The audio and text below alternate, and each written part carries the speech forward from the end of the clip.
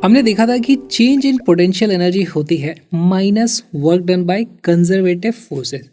अच्छा, अगर मैं सिर्फ वन डायमेंशन में बात करूं और छोटे से डिस्प्लेसमेंट की बात करूं तो मैं क्या लिख सकता हूं? चेंज इन पोटेंशियल एनर्जी को लिख दूंगा d U will be equal to minus work done को लिखूंगा फोर्स, कंजर्वेटिव फोर्स जो है यहाँ पे, एन टू डी एक्स। यहाँ से मुझे मिलता है F is equal to minus d U upon d x.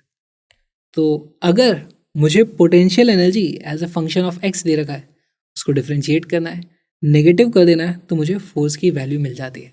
ये तो थी बात सिर्फ वन डायमेंशन में। अगर मैं थ्री डायमेंशन में बात करूँ तो मैं फोर्स को लिख सकता हूँ, वहाँ पर हमें पार्शियल डिफ्रेंसिएशन करना पड़ता है। वहाँ वैल्यू आ जाती है del u upon del x plus, अच्छा यहाँ पे पहली बात तो ये एक्स डायरेक्शन वाला कॉम्पोनेंट होता है तो उसे आई कैप लगाओ, plus del u upon del y, ये जे कैप होगा, plus del u upon del z, ये हमारा के कैप होगा। लेकिन यहाँ पे एक माइनस भी था तो आपको यहाँ पर भी एक माइनस लगाना पड़ेगा, उसको लगाना भूलना मत। और क्योंकि हमारे पास आई कैप, जे कैप, के कैप हो गया तो ये हमारे फोर्स की वेक्टर फॉर्म बनती है। इस पर भी बहुत सारे सवाल पूछे जाते हैं। जैसे एक एग्जांपल ले लेते हैं, हमारे पास मान लो u जो फंक्शन है उसकी वैल्यू दी हुई है एक्स स्क्वेयर प्लस 2xyz। अब इसके हिसाब से है ना, x की कुछ भी वैल्यू रखो, एक्स वाई जेड की, आपको एक पोटेंशियल एनर्जी मिलती है। तो कुछ वैल्यूज आप पोटेंशियल एनर्जी की हर कोऑर्डिनेट के लिए निकाल सकते हो, तो आपको फोर्स भी पता हो सकता है। यहाँ पर कैसे पता करोगे? देखो, फोर्स वेक्टर जो है विल बी इक्वल टू, इसी को पार्शियली डिफ्रेंशिएट करो with respect to x, del u by del x, यानी कि बाकी चीज़ों को कांस्टेंट मान लेंगे, वाई और जेड को कांस्टेंट मान लेंगे, तो वैल्यू आ जाती है हमारे पास 2x प्लस 2yz। ये होगा हमारा आई कैप, एक्स के रेस्पेक्ट में किया था ना, प्लस y के रेस्पेक्ट में करो इसको पार्शियली डिफरेंशिएट, तो अब y के रेस्पेक्ट में x की वैल्यू कांस्टेंट है तो वो 0 हो जाएगी, x और z को आपको कांस्टेंट मानना है तो ये वाली वैल्यू आ जाती है 2xz j cap, plus z के रेस्पेक्ट में करो del u by del z, तो यहाँ पे ये कांस्टेंट है, ये सब कांस्टेंट है, तो इसकी वैल्यू आ जाती है 2xy के कैप। अगेन यहाँ रुक मत जाना, माइनस भी लगाना है, इस माइनस को मत भूलना, यहीं पे बहुत सारी गलतियां होती हैं, सिली मिस्टेक्स होती हैं। और अब इस तरीके के सवाल के बहुत सारे वेरिएशन आ सकते हैं। फोर्स अगर हमें पता चल गया है तो मैं बता सकता हूँ acceleration vector will be equal to force vector divided by mass m। अब इनिशियल पोजीशन पे इनिशियल वेलोसिटी दे देंगे, बोलेंगे फाइनली इन टाइम t कहाँ पहुँच गया, तो अब फिर वो क्वेश्चन के वेरिएशन बहुत सारे बनाए जा सकते हैं।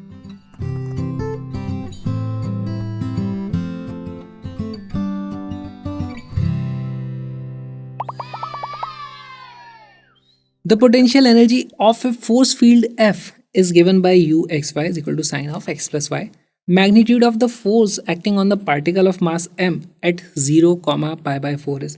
तो आपको करना क्या है, यहाँ पे फोर्स आप पता कर सकते हो, उसकी वैल्यू होगी minus del u by del x i cap plus del u upon del y j cap. Force की वैल्यू निकालो, कोऑर्डिनेट्स डालो, आपको एक्सेलरेशन फोर्स ही पता करना है तो फोर्स पता चल जाएगा। वीडियो को पॉज करो, क्वेश्चन को सॉल्व करो।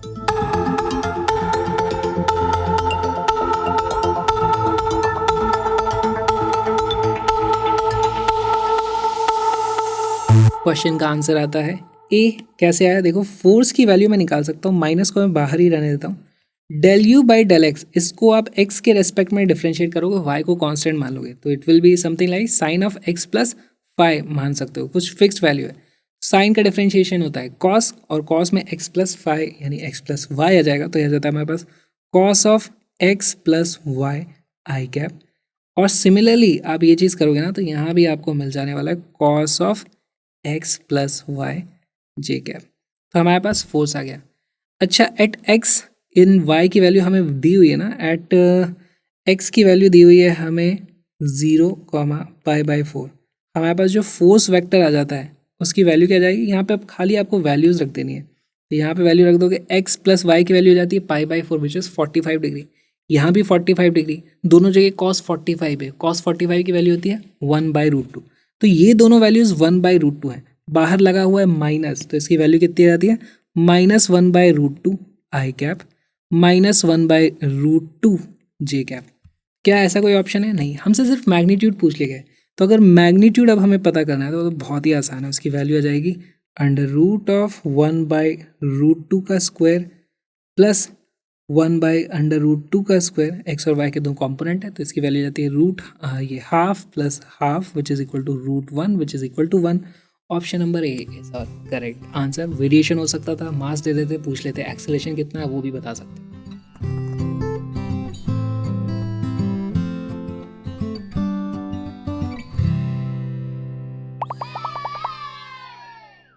हमें एक ग्राफ दिया हुआ है जहाँ पर x में अलग अलग डिस्टेंस पे अलग अलग पोटेंशियल एनर्जी है, इस तरीके का कुछ वेरिएशन है। हमसे पूछा इक्विलिब्रियम कहाँ पर होगा। इक्विलिब्रियम होता क्या है? इक्विलिब्रियम के लिए कंडीशन होती है फोर्स की वैल्यू होनी चाहिए 0। अच्छा, फोर्स की वैल्यू होती क्या है? अभी हमने देखा था कि वो था -du/dx, इसकी वैल्यू 0 होनी चाहिए। इसका मतलब यहाँ पर जब भी स्लोप की वैल्यू 0 हो जाएगी उसको हम बोल सकते हैं इक्विलिब्रियम। तो ये क्या चीज़ है? स्लोप। This is slope. बताओ इस ग्राफ में कहाँ कहाँ पर स्लोप 0 आ रहा है? तो उसके लिए मैं देख सकता हूँ, एक तो मुझे यहाँ पर स्लोप की वैल्यू 0 मिल रही है इस जगह पे, दूसरी मुझे यहाँ पर स्लोप की वैल्यू 0 मिल रही है, और तीसरा यहाँ पर भी स्लोप की वैल्यू 0 है ना। यहाँ पर स्लोप ऐसे है, यहाँ पर स्लोप ऐसे है, यहाँ पर स्लोप ऐसे है, सब के सब स्लोप 0। और ये हमें 3 अलग अलग तरह के इक्विलिब्रियम मिल गए। कैसे?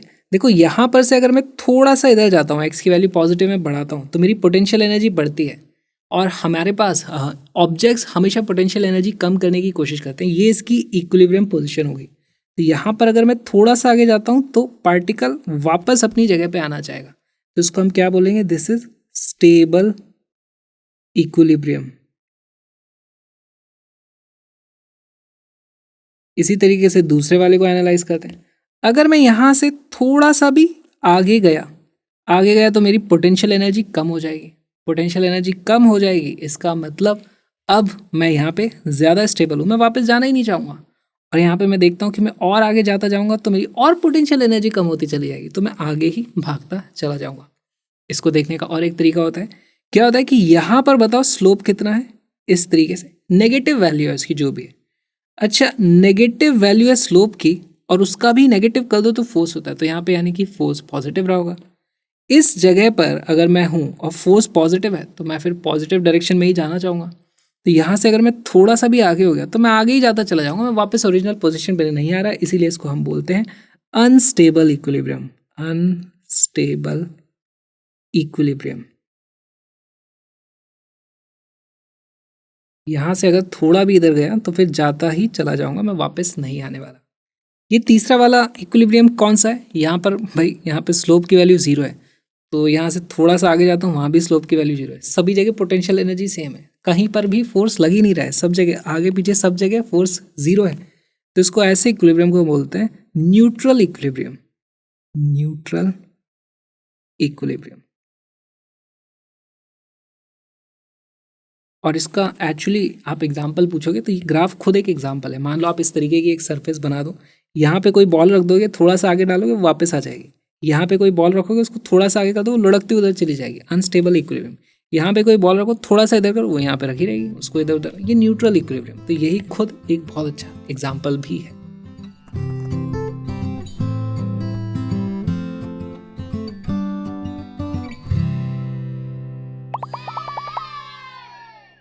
Given below is a plot of a potential energy function for a system in which a particle is in one-dimensional motion while a conservative force acts on it. तो conservative force है हमारे पास, potential energy यहाँ पर होगी। potential energy का एक graph दिया हुआ है।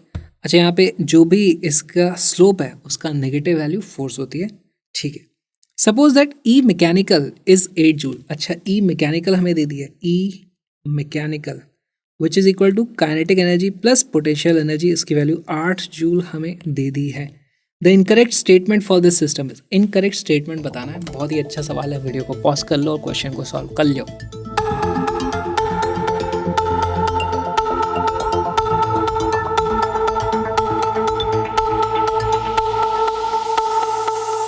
क्वेश्चन का करेक्ट आंसर है ऑप्शन नंबर बी। कैसे है देखो, eight x more than x4, x4 के आगे kinetic energy is constant throughout the region. यहाँ पर पोटेंशियल एनर्जी की वैल्यू कांस्टेंट है 6, लेकिन पोटेंशियल एनर्जी की वैल्यू आप कांस्टेंट कर दोगे तो काइनेटिक एनर्जी की वैल्यू भी तो कांस्टेंट हो जाएगी, क्योंकि दोनों का सम कांस्टेंट है।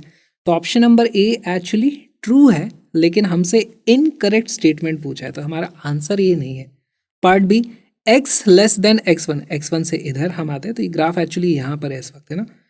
Eight kinetic energy is smallest and the particle is moving at the slowest speed. तो यहाँ पर देखो पोटेंशियल एनर्जी इस पूरे ग्राफ में हाईएस्ट एक्चुअली यहीं पर है. पोटेंशियल एनर्जी हाईएस्ट है और इन दोनों का सम कांस्टेंट होता है. पोटेंशियल एनर्जी हाईएस्ट हो जाएगी तो काइनेटिक एनर्जी लोएस्ट हो जाएगी. तो इसका आधा पार्ट तो सही है, लेकिन particle is moving eight slowest speed. अब काइनेटिक एनर्जी कितनी होगी? देखो पोटेंशियल एनर्जी की वैल्यू यहाँ पर 8 है, काइनेटिक एनर्जी 0 हो जाती है. काइनेटिक एनर्जी 0 हो गया तो पार्टिकल मूव ही नहीं कर सकता, इसीलिए ये फॉल्स हो जाता है और यही हमारा करेक्ट आंसर बन जाता है. बाकी पार्ट भी देख लेते हैं. x is equal to x2, यहाँ पर kinetic energy is greatest and the particle is moving at the fastest speed. अब k प्लस यू अगर कांस्टेंट है, काइनेटिक एनर्जी की मैक्सिमाइज करनी है तो पोटेंशियल एनर्जी की मिनिमम वैल्यू होनी चाहिए. इसमें हम देख रहे हैं पोटेंशियल एनर्जी की मिनिमम वैल्यू यहीं पे है, तो दिस इज ऑल्सो ट्रू. और यहाँ पे देखो x is equal to x3, kinetic energy is 4. तो यहाँ पे अगर u की वैल्यू 4 है तो काइनेटिक एनर्जी 4 होगी, ये भी ट्रू हो जाता है. Option number B is our correct answer. Potential energy के इस छोटे से वीडियो में बहुत पोटेंशियल है.